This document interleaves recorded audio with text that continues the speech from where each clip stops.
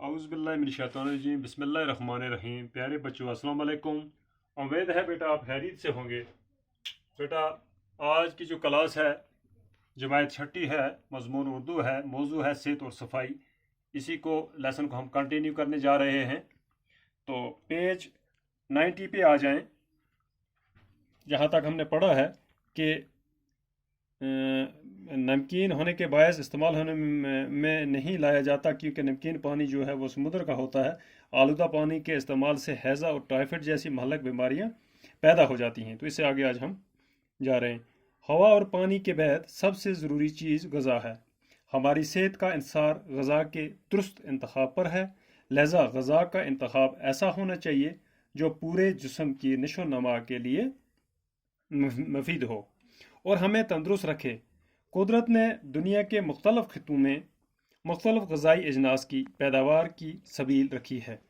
مقامی پیداوار سے حاصل ہونے والی غذائی اشیاء، موسمی پھل اور سبزیاں وغیرہ صحت مند انسان کی توانائی برقرار رکھنے کے لیے مفید ثابت ہوتی ہیں۔ اچھی غذا وہی ہے جو ہلکی، سادہ، قوت بخش اور تازہ ہو۔ غذا کے انتخاب میں اس بات کا بھی خیال رکھنا چاہیے کہ جسم کے نشو و نما کے لیے ضروری اجزاء مثلا پروٹین، حیاتین، نشستہ، شکر، چکنائی اور نمک وغیرہ اس میں موجود ہوں۔ کھانے کے اوقات مقرر ہونے چاہیے۔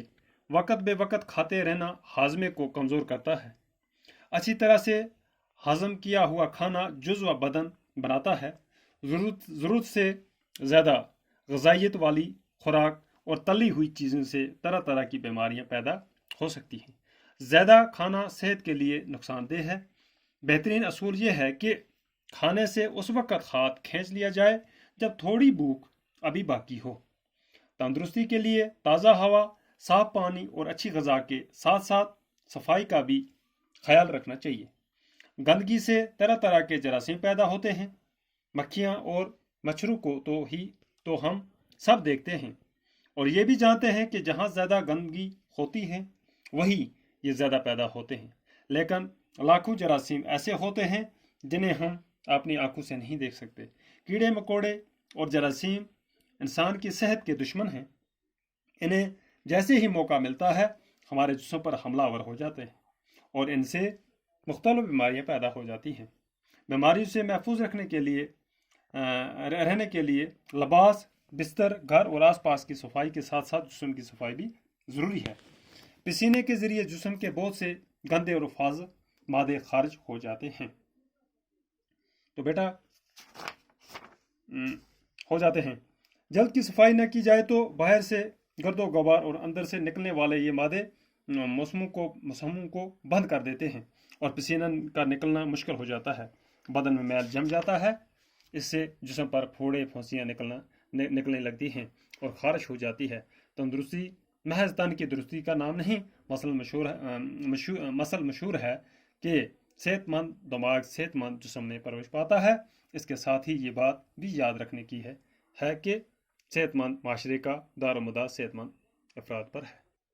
بیٹا ہوا اور پانی کے بعد سب سے زیادہ ضروری چیز جو ہے وہ غذا ہے۔ صحت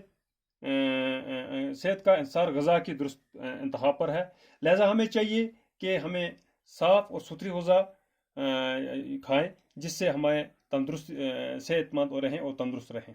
مختلف غذا جو اجناس ہے پیدا کرنے کی سبیل رکھی گئی ہے مختلف خطوں میں، تو موسمی پھل، سبزیاں وغیرہ یہ انسانی توانائی کو برقرار رکھتی ہیں۔ اچھی غذا وہی ہے جو ہلکی، سادہ، قوت بخشے۔ تو اس کا انتخاب اس بات کا بھی خیال رکھنا چاہیے کہ جسم کے نشو و نما کے لیے مثلا پروٹین ہے، حیاتین ہے، نشستہ ہے، شکر ہے، چکنائی، نمک وغیرہ یہ چیزیں جو ہیں اس میں موجود ہوں۔ تو کھانے کے اوقات بھی ہیں، کیونکہ کھانا ہمیں اپنے ٹائم پہ کھانا چاہیے، نہ کہ بار بار۔ تلی ہوئی چیزیں جو ہیں وہ بھی صحت کے لیے بیماریاں پیدا کرتی ہیں۔ تو صحت کو بہترین اصول یہ ہے کہ کھانا اس وقت تک کھائیں جب تھوڑی بھوک رہے تو ہاتھ کھینچ لیں۔ تو اسی کے ساتھ صاف پانی، اچھی غذا کا خیال رکھیں اور گندگی جو ہے تو اس سے بچیں۔ اپنے صحن، اپنا گھر، اپنا جسم جو بھی ہے، جو میل وغیرہ ہوتی ہے جسم میں، نہانے دھونے کے ساتھ ساتھ صفائی لازمی ہے۔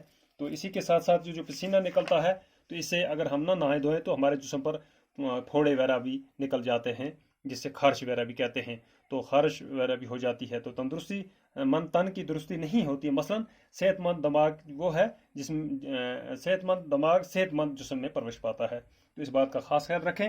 تو بیٹا یہ جو لفظ اور معنی ہیں، آلودہ ہے ناصاف، گندا کو کہتے ہیں، مہلک ہو گیا ہلاک کرنے والا، تنمند کہتے ہیں مضبوط بدن والا، نشو نما ہو گیا پھلنا پھولنا، غذائی اشیاء ہو گیا کھانے پینے کی چیزیں، غذائیت کہتے ہیں کسی چیز میں غذا کی موجودگی، مسام کہتے ہیں جسم کے وہ سوراخ جن سے پسینے نکلتے ہیں، متحرک کہتے ہیں حرکت کرنے والا۔ تو بیٹا آج اتنا ہی، کل اس سے آگے باقی خدا حافظ۔